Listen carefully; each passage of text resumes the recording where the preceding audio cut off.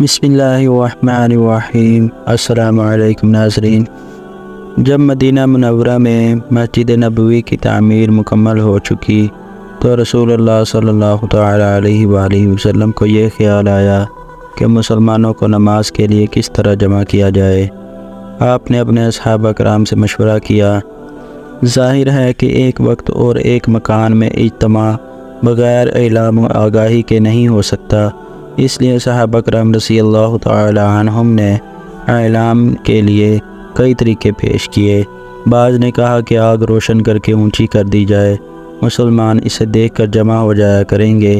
حضور علیہ الصلاۃ والسلام نے بوجہ مشابہت مجوس اس طریقہ کو پسند نہ فرمایا۔ بعضوں نے ناقوس تجویز کیا، مگر بوجہ مشابہت نصارہ یہ تجویز رد کر دی گئی۔ اس طرح بھوک کو بوجہ مشابہت یہود پسند نہ کیا گیا۔ حضرت عمر فاروق رضی اللہ تعالی عنہ نے یہ مشورہ دیا کہ ایک شخص کو نماز کے وقت بغرض اعلام بھیج دیا جائے۔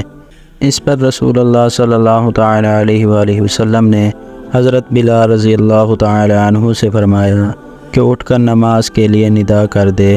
چنانچہ حضرت بلال رضی اللہ تعالی عنہ یوں ندا کر دیا کرتے: الصلاۃ جامعہ۔ اسی اثناء میں حضرت عبداللہ بن زید انصاری رضی اللہ تعالی عنہ کو خواب میں ان سب سے بہتر طریقہ بتلا دیا گیا اور وہ اذان شرعی ہے۔ حضرت عبداللہ رضی اللہ تعالی عنہ نے اپنا خواب بارگاہ رسالت میں عرض کیا۔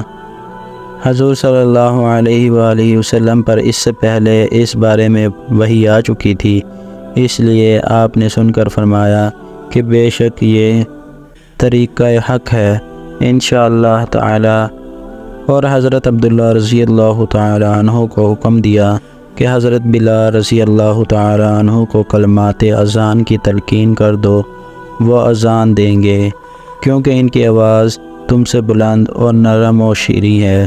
چنانچہ ایسا ہی کیا گیا اور حضرت بلال رضی اللہ تعالی عنہ کو اذان کے کلمات سکھا دیے گئے۔